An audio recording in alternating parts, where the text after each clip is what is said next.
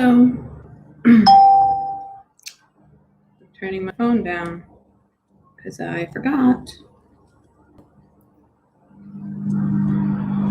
Alright, I think I did it.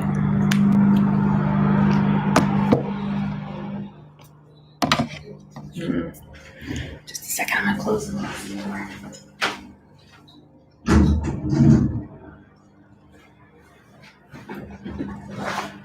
Here we go. Sorry, I was a little late putting everything online today because I was working at the Rochambeau Library on a project, and we got back just in time, so I had to hurry. Today, as I mentioned on Friday, we're going to start reading The Wonderful Wizard of Oz by L. Frank Baum, and it has illustrations by Michael Foreman. I picked this edition of this book because I noticed it had cool illustrations, which makes reading chapter books fun. I'm sorry I had to rush off at the end of Caterpillar Summer on Friday. I had an appointment that I was running late for. But I hope you enjoyed it. If you listened to it, if you didn't, go back and check the playlist. There's a playlist with all of the parts of me reading it aloud. And I thought it was beautiful, and I loved the ending, and I kind of hope there's a sequel because I could definitely see them coming back the next summer to Gingerbread Island and, making more friends and getting to know John Harvey a little more and getting to know her grandparents more, of course. So anyway, I wanted to just wrap that up a little bit before we go on to our next book, which is, like I said, The Wonderful Wizard of Oz, which is the full title of the book that the movie The Wizard of Oz is based on.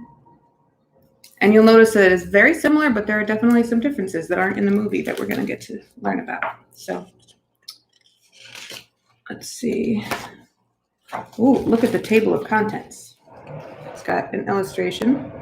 You might recognize some of these characters if you've seen the movie or read the book before. These all look familiar. Tin Man, the Cowardly Lion, Scarecrow, and I think that's Dorothy. That's probably the Emerald City there.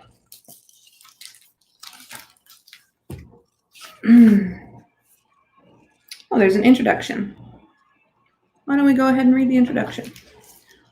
Folklore. This is by the author L. Frank Baum. Dated 19th April 1900, the year 1900 apparently, in Chicago.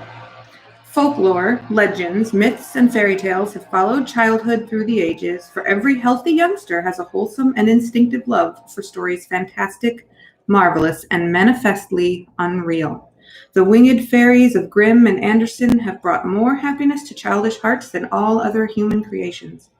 Yet the old-time fairy tale, having served for generations, may now be classed as historical in the children's library, for the time has come for a series of newer wonder tales in which the stereotyped genie, dwarf, and fairy are eliminated, together with all the horrible and blood-curdling incident devised by their authors to point a fearsome moral to each tale. Modern education includes morality. Therefore, the modern child seeks only entertainment in its wonder tales and gladly dispenses with all disagreeable incident. Having this thought in mind, the story of The Wonderful Wizard of Oz was written solely to pleasure children of today. It aspires to being a modernized fairy tale in which the wonderment and joy are retained and the heartaches and nightmares are left out. Interesting. Chapter 1, The Cyclone. Oh, we've got the house, the tornado, and then we've got some characters up here. Dorothy lived in the midst of the great Kansas prairies with Uncle Henry, who was a farmer, and Aunt Em, who was the farmer's wife. Their house was small, for the lumber to build it had to be carried by wagon many miles. There were 4 walls, a floor, and a roof, which made one room, and this room contained a rusty-looking cooking stove, a cupboard for the dishes, a table, 3 or 4 chairs, and the beds. Uncle Henry and Aunt Em had a big bed in one corner, and Dorothy a little bed in another corner. There was no garret at all, and no cellar, except a small hole dug in the ground called a cyclone cellar, where the family could go in case one of those great whirlwinds arose, mighty enough to crush any building in its path. It was reached by a trapdoor in the middle of the floor, from which a ladder led down into the small, dark hole. When Dorothy stood in the doorway and looked around, she could see nothing but the great gray prairie on every side. Not a tree nor a house broke the broad sweep of flat country that reached the edge of the sky in all directions. The sun had baked the plowed land into a gray mass, with little cracks running through it. Even the grass was not green, for the sun had burned the tops of the long blades until they were the same gray color to be seen everywhere. Once the house had been painted, but the sun blistered the paint and the rains washed it away, and now the house was as dull and gray as everything else. When Aunt Em came there to live, she was a young, pretty wife. The sun and wind had changed her, too. They had taken the sparkle from her eyes and left them a sober gray. They had taken the red from her cheeks and lips, and they were gray also. She was thin and gaunt and never smiled now. When Dorothy, who was an orphan, first came to her, Aunt Em had been so startled by the child's laughter that she would scream and press her hand upon her heart whenever Dorothy's merry voice reached her ears, and she still looked at the little girl with wonder that she could find anything to laugh at. Uncle Henry never laughed. He worked hard from morning till night and did not know what joy was. He was gray also, from his long beard to his rough boots, and he looked stern and solemn and rarely spoke. It was Toto that made Dorothy laugh and saved her from growing as gray as her other surroundings. Toto was not gray. He was a little black dog with long, silky hair and small black eyes that twinkled merrily on either side of his funny, wee nose. Toto played all day long, and Dorothy played with him and loved him dearly. Today, however, they were not playing. Uncle Henry sat upon the doorstep and looked anxiously at the sky, which was even grayer than usual. Dorothy stood in the door with Toto in her arms and looked at the sky too. Aunt Em was washing the dishes. From the far north, they heard a low wail of the wind, and Uncle Henry and Dorothy could see where the long grass bowed in waves before the coming storm. There now came a sharp whistling in the air from the south, and as they turned their eyes that way, they saw ripples in the grass coming from that direction also. Suddenly, Uncle Henry stood up. "There's a cyclone coming, Em," he called to his wife. "I'll go look after the stock." Then he ran toward the sheds where the cows and horses were kept. Aunt Em dropped her work and came to the door. One glance told her of the danger close at hand. "Quick, Dorothy!" she screamed. "Run for the cellar!" Toto jumped out of Dorothy's arms and hid under the bed, and the girl started to get him. Aunt Em, badly frightened, threw open the trap door in the floor and climbed down the ladder into the small, dark hole. Dorothy caught Toto at last and started to follow her aunt. When she was halfway across the room, there came a great shriek from the wind, and the house shook so hard that she lost her footing and sat down suddenly upon the floor. A strange thing then happened. The house whirled around 2 or 3 times and rose slowly through the air. Dorothy felt as if she were going up in a balloon. The north and south winds met where the house stood and made it the exact center of the cyclone. In the middle of a cyclone, the air is generally still, but the great pressure of the wind on every side of the house raised it up higher and higher until it was at the very top of the cyclone. And there it remained and was carried miles and miles away as easily as you could carry a feather. It was very dark, and the wind howled horribly around her, but Dorothy found she was riding quite easily. After the first few whirls around, and one other time when the house tipped badly, she felt as if she were being rocked gently like a baby in a cradle. Toto did not like it. He ran about the room, now here, now there, barking loudly, but Dorothy sat quite still on the floor and waited to see what would happen. Once Toto got too near the open trap door and fell in, and at first the little girl thought she had lost him, but soon she saw one of his ears sticking up through the hole, for the strong pressure of the air was keeping him up so that he could not fall. She crept to the hole, caught Toto by the ear, and dragged him into the room again, afterward closing the trap door so that no more accidents could happen. Hour after hour passed away, and slowly Dorothy got over her fright. But she felt quite lonely, and the wind shrieked so loudly all about her that she nearly became deaf. At first she had wondered if she would be dashed to pieces when the house fell again, But as the hours passed and nothing terrible happened, she stopped worrying and resolved to wait calmly and see what the future would bring. At last she crawled over the swaying floor to her bed and lay down upon it, and Toto followed and lay down beside her. In spite of the swaying of the house and the wailing of the wind, Dorothy soon closed her eyes and fell fast asleep.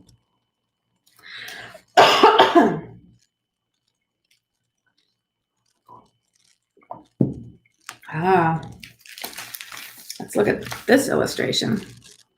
We got the house flying in the tornado, in the cyclone. Oh, look, tiny Dorothy is holding tiny Toto, lifting him back up. All the furniture's falling out, though. And there's a wagon up here. Oh, and look, there's the cellar. You can even see Aunt Em down there in the cellar, looking up, surprised. I wonder if you can see where... I don't see where her uncle went. He must not be in the picture. All right.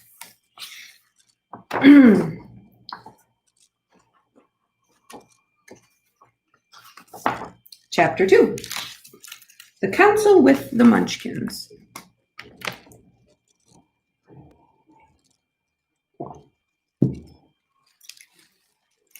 She was awakened by a shock, so sudden and severe that if Dorothy had not been lying on the soft bed, she might have been hurt.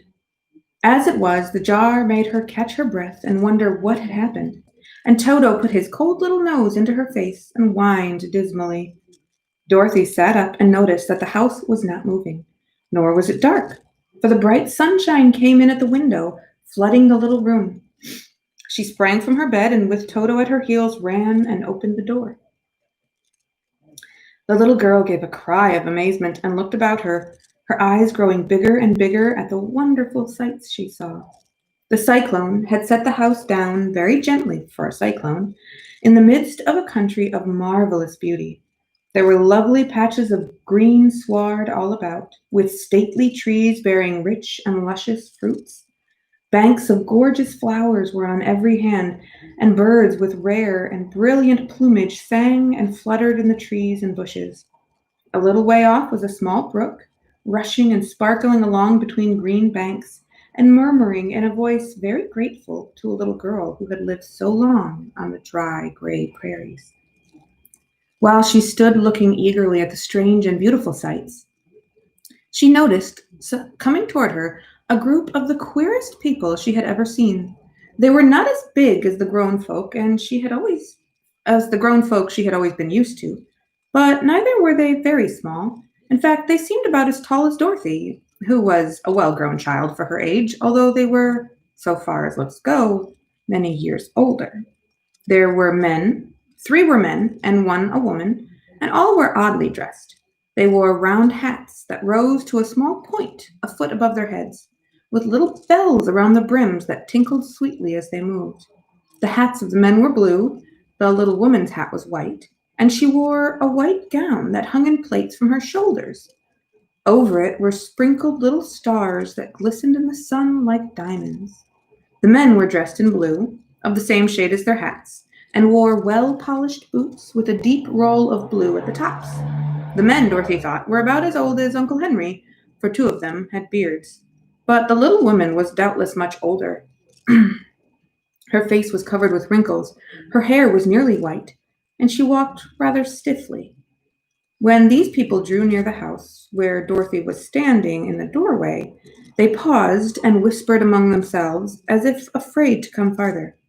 But the little old woman walked up to Dorothy, made a low bow, and said in a sweet voice, "You are welcome, most noble sorceress, to the land of the Munchkins. We are so grateful to you for having killed the wicked witch of the East and for setting our people free from bondage." Dorothy listened to this speech with wonder. What could the little woman possibly mean by calling her a sorceress and saying she had killed the wicked witch of the East? Dorothy was an innocent, harmless little girl who had been carried by a cyclone many miles from home, and she had never killed anything in all her life. But the little woman evidently expected her to answer, so Dorothy said, with hesitation, "You are very kind, but there must be some mistake. I have not killed anything." "Your house did, anyway," replied the little old woman with a laugh. "And this is the same thing. See?" she continued, pointing to the corner of the house.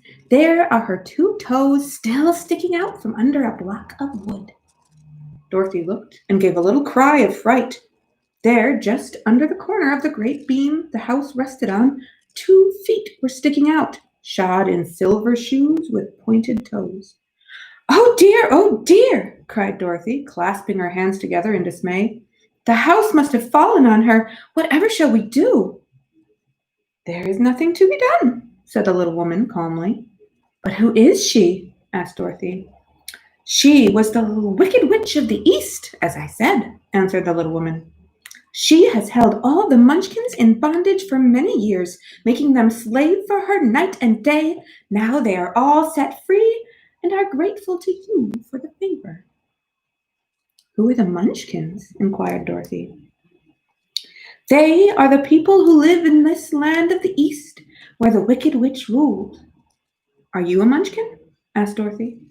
"No, but I am their friend, although I live in the land of the North. When they saw the Witch of the East was dead, the Munchkins sent a swift messenger to me, and I came at once. I am the Witch of the North." "Oh, gracious!" said Dorothy. "Are you a real witch?" "Yes, indeed," answered the little woman. "But I am a good witch, and the people love me. I am not as powerful as the Wicked Witch was who ruled here, or I should have set the people free myself." "But I thought all witches were wicked," said the girl, who was half frightened at facing a real witch. "Oh, no, that is a great mistake. There were only 4 witches in all the land of Oz, and 2 of them, those who live in the North and the South, are good witches. I know this is true, for I am one of them myself, and cannot be mistaken. Those who dwelt in the East and the West were indeed wicked witches, but now that you have killed one of them, there is but one wicked witch in all the land of Oz, the one who lives in the West." "But," said Dorothy, after a moment's thought, "Aunt Em has told me that the witches were all dead years and years ago." "Who is Aunt Em?" inquired the little old woman. "She is my aunt who lives in Kansas, where I came from." The Witch of the North seemed to think for a time, with her head bowed and her eyes upon the ground. Then she looked up and said, "I do not know where Kansas is, for I have never heard that country mentioned before. But tell me, is it a civilized country?" "Oh, yes," replied Dorothy. "Then that accounts for it. In the civilized countries, I believe there are no witches left, nor wizards, nor sorceresses, nor magicians. But you see, the land of Oz has never been civilized, for we are cut off from all the rest of the world. Therefore, we still have witches and wizards amongst us." "Who are the wizards?" asked Dorothy. "Oz himself is the great wizard," answered the witch, sinking her voice to a whisper. "He is more powerful than all the rest of us together. He lives in the City of Emeralds." Dorothy was going to ask another question, but just then the Munchkins, who had been standing silently by, gave a loud shout and pointed to the corner of the house where the Wicked Witch had been lying. I better show you this picture that I didn't show you when we were on the previous page. Here's the Munchkins and the Witch of the North. And there's the Witch of the East's shoes. In the book, they're silver, not ruby.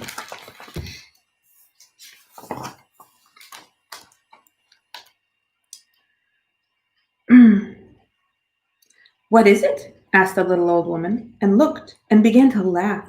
The feet of the dead witch had disappeared entirely, and nothing was left but the silver shoes. "She was so old," explained the Witch of the North, "that she dried up quickly in the sun. But that is the end of her. But the silver shoes are yours, and you shall have them to wear."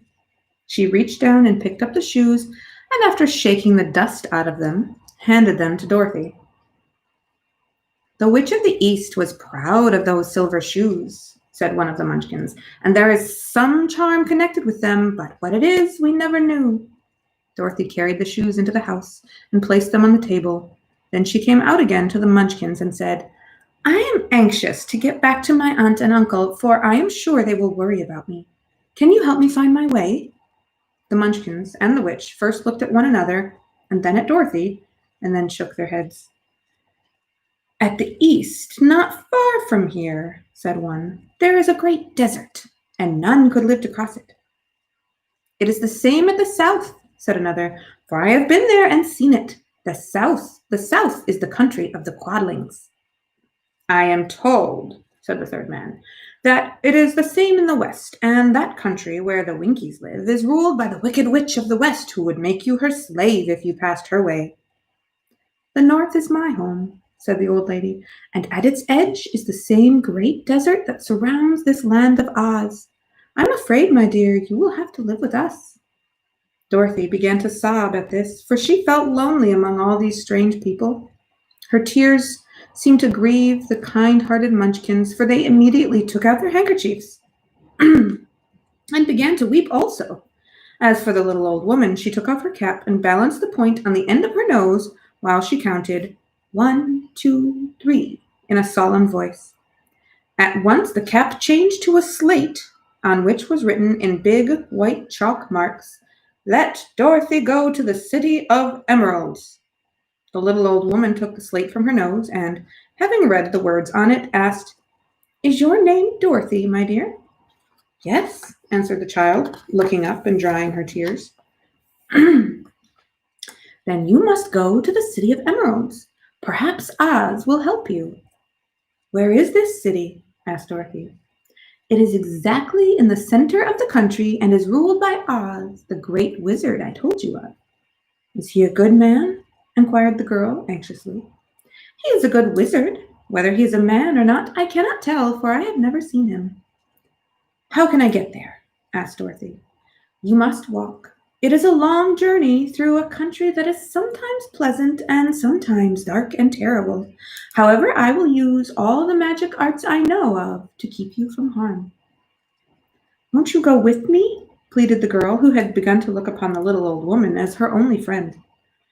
"No, I cannot do that," she replied, "but I will give you my kiss, and no one will dare injure a person who has been kissed by the Witch of the North." She came close to Dorothy and kissed her gently on the forehead. Where her lips touched the girl, they left a round, shining mark, as Dorothy found out soon after. "The road to the City of Emeralds is paved with yellow brick," said the witch, "so you cannot miss it. When you get to Oz, do not be afraid of him, but tell your story and ask him to help you. Goodbye, my dear." The three Munchkins bowed low to her and wished her a pleasant journey, after which they walked away through the trees. The witch gave Dorothy a friendly little nod, whirled around on her left heel 3 times, and straightway disappeared, much to the surprise of little Toto, who barked after her loudly enough when she had gone, because he had been afraid even to growl while she stood by. But Dorothy, knowing her to be a witch, had expected her to disappear in just that way, and was not surprised in the least. That's the end of chapter 2. Let's do one more chapter. Chapter 3, How Dorothy Saved the Scarecrow. When Dorothy was left alone, she began to feel hungry. So she went to the cupboard and cut herself some bread, which she spread with butter. She gave some to Toto, and taking a pail from the shelf, she carried it down to the little brook and filled it with clear, sparkling water. Toto ran over to the trees and began to bark at the birds sitting there. Dorothy went to get him and saw delicious fruit hanging from the branches that she gathered some of it, finding it just what she wanted to help out her breakfast. Then she went back to the house, and having helped herself and Toto to a good drink of the cool, clear water, she set about making ready for the journey to the City of Emeralds. Dorothy had only one other dress, but that happened to be clean and was hanging on a peg beside her bed. It was gingham, with checks of white and blue, and although the blue was somewhat faded with many washings, it was still a pretty frock. The girl washed herself carefully, dressed herself in the clean gingham, and tied her pink sunbonnet on her head. She took a little basket and filled it with bread from the cupboard, laying a white cloth over the top. Then she looked down at her feet and noticed how old and worn her shoes were. "They surely will never do for a long journey, Toto," she said. And Toto looked up into her face with his little black eyes and wagged his tail to show he knew what she meant. At that moment, Dorothy saw lying on the table the silver shoes that had belonged to the Witch of the East. "I wonder if they will fit me," she said to Toto. "They would be just the thing to take a long walk in, for they could not wear out." She took off her old leather shoes and tied on the silver ones, which fitted her as well as if they had been made for her. Finally, she picked up her basket. "Come along, Toto," she said. "We will go to the Emerald City and ask the Great Oz how to get back to Kansas again." She closed the door, locked it, and put the key carefully in the pocket of her dress. And so, with Toto trotting along soberly behind her, she started on her journey. There were several roads nearby, but it did not take her long to find the one paved with yellow brick. Within a short time, she was walking briskly toward the Emerald City, her silver shoes tinkling merrily on the hard yellow roadbed. The sun shone bright, and the birds sang sweet, and Dorothy did not feel nearly as bad as you might think a little girl would, who had been suddenly whisked away from her own country and set down in the midst of a strange land. She was surprised, as she walked along, to see how pretty the country was about her. There were neat fences at the sides of the road, painted a dainty blue color, and beyond them were fields of grain and vegetables in abundance. Evidently, the Munchkins were good farmers and able to raise large crops. Once in a while, she would pass a house, and the people came out to look at her and bow low as she went by, for everyone knew she had been the means of destroying the wicked witch and setting them free from bondage. The houses of the Munchkins were odd-looking dwellings, for each was round with a big dome for a roof. All were painted blue, for in this country of the East, blue was the favorite color. Towards evening, when Dorothy was tired with her long walk and began to wonder where she should pass the night, she came to a house rather larger than the rest. On the green lawn before it, many men and women were dancing. 5 little fiddlers played as loudly as possible, and the people were laughing and singing, while a big table nearby was loaded with delicious fruits and nuts, pies and cakes, and many other good things to eat. The people greeted Dorothy kindly and invited her to supper and to pass the night with them, for this was the home of one of the richest Munchkins in the land, and his friends were gathered with him to celebrate their freedom from the bondage of the Wicked Witch. Dorothy ate a hearty supper and was waited upon by the rich Munchkin himself, whose name was Bok. Then she sat down upon a settee and watched the people dance. When Bok saw her silver shoes, he said, "You must be a great sorceress." "Why?" asked the little girl. "Because you wear silver shoes and have killed the Wicked Witch. Besides, you have white in your frock, and only witches and sorceresses wear white." "My dress is blue and white checked," said Dorothy, smoothing out the wrinkles in it. "It is kind of you to wear that," said Bok. "Blue is the color of the Munchkins, and white is the witch color, so we know you are a friendly witch." Dorothy did not know what to say to this, for all the people seemed to think her a witch, and she knew very well she was only an ordinary little girl who had come by the chance of a cyclone into a strange land. When she had tired watching the dancing, Bok led her into the house, where he gave her a room with a pretty bed in it. The sheets were made of blue cloth, and Dorothy slept soundly in them till morning, with Toto curled up on the blue rug beside her. She ate a hearty breakfast and watched a wee Munchkin baby who played with Toto and pulled his tail and crowed and laughed in a way that greatly amused Dorothy. Toto was a fine curiosity to all the people, for they had never seen a dog before. "How far is it to the Emerald City?" the girl asked. "I do not know," answered Bok gravely, "for I have never been there. It is better for people to keep away from Oz, unless they have business with him. But it is a long way to the Emerald City, and it will take you many days. The country here is rich and pleasant, but you must pass through rough and dangerous places before you reach the end of your journey." This worried Dorothy a little, but she knew that only the Great Oz could help her get to Kansas again, so she bravely resolved not to turn back. She bade her friends goodbye and again started along the road of yellow brick. When she had gone several miles, she thought she would stop to rest, and so climbed to the top of the fence beside the road and sat down. There was a great cornfield beyond the fence, and not far away she saw a scarecrow placed high on a pole to keep the birds from the ripe corn. There's the illustration. There's a scarecrow and there's Dorothy.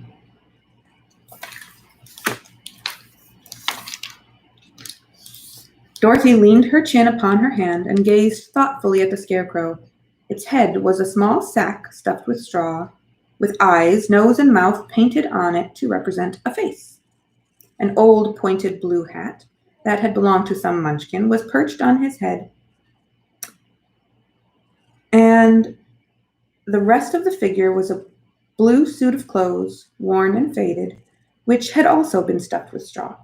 On the feet were some old boots with blue tops, such as every man wore in this country, and the figure was raised above the stalks of corn by means of the pole stuck up its back.